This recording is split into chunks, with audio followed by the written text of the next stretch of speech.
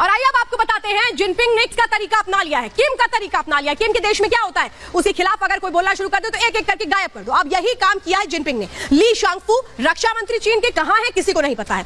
किम gang जो पूर्व विदेश मंत्री है चीन के, ये भी गायब हो चुके हैं। कहां है इनके बारे में किसी को नहीं पता है, क्योंकि किम जोंग उन भी यही करता है और अब शी जिनपिंग भी यही करने जा रहे हैं कि वो कैसे कैसे वो लोग जो उनके खिलाफ आते हैं या उनकी सरकार की नीतियों के खिलाफ बोलते हैं उनको गायब कर देते हैं ये लोग। तो ये तो है डरपोक चीन की ये चाल। लेकिन डरपोक चीन और किस बात को लेकर के डरा हुआ है ये भी मैं अब आपको बताने जा रही हूं, क्योंकि जो चीन है उसको पता है पूरी दुनिया में वो अलग थलग है, लेकिन जिनपिंग को किस बात का डर सता रहा है चलिए ये मैं बताती हूं। दरअसल अंतरराष्ट्रीय आयोजन से दूरी बना चुके हैं जिनपिंग। आपको याद है G20 में भी नहीं आए, चीन के जो प्रधानमंत्री वो आए थे, आसियान समिट में भी नहीं गए थे। G20 समिट से जिनपिंग ने किनारा कर लिया था, क्योंकि जिनपिंग को पता था कि यहां आएंगे तो फिर उनको सुननी भी पड़ेगी। रक्षा मंत्री ली शांगफू पिछले 3 सप्ताह से गायब है। पहले विदेश मंत्री किंग गैंग अचानक गायब हो गए थे और पूरी दुनिया में ये सवाल है कि भाई एक एक करके किसी देश के अगर रक्षा मंत्री गायब हो रहे हैं तो सवाल उठना लाजमी है। रॉकेट फोर्स यूनिट के भी 2 अधिकारी लापता बताए जा रहे हैं। कहां चले गए, कैसे गायब हो गए, किसी को भी नहीं पता है। और ये है जिनपिंग का वो डर जो बताता है कि आखिर जिनपिंग कैसे अपने मन में बहुत सारी बातें छिपा के रखता है। चीन की दुनिया को नहीं बताता है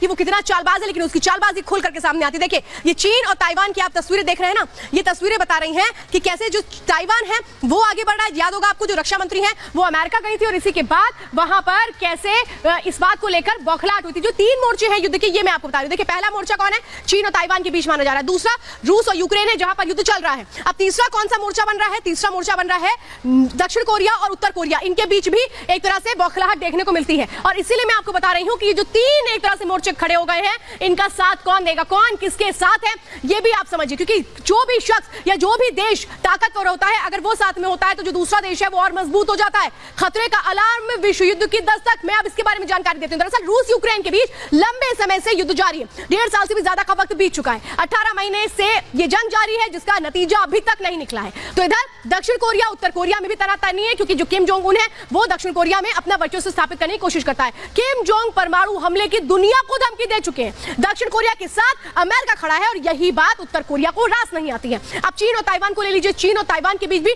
तनातनी बढ़ रही है, क्योंकि ताइवान के साथ खुलकर अमेरिका आ चुका है और चीन इसका विरोध करता है। चीन कहता है ये हमारा आंतरिक मामला है और अमेरिका को इसमें दखलंदाजी नहीं करनी चाहिए। अब जरा चलिए एक और तस्वीर मैं आपको दिखाती हूं कैसे जो दुनिया है वो अलग अलग मोर्चों के लिए तैयार हो रही है। वो तस्वीरें मैं दिखा रही हूं, देखिए ये आप तस्वीरें देखें ना। याद है आपको पुतिन से मिलने किम जोंग उन गए थे। किम जोंग उन पहली बार अपने देश से बाहर निकले थे, बख्तरबंद ट्रेन से वो यहां पर गए थे और इसीलिए सवाल थी कि आखिर ये जो मुलाकात है ये क्यों है, क्योंकि किम जोंग पहली बार अपने देश से बाहर निकलते हैं।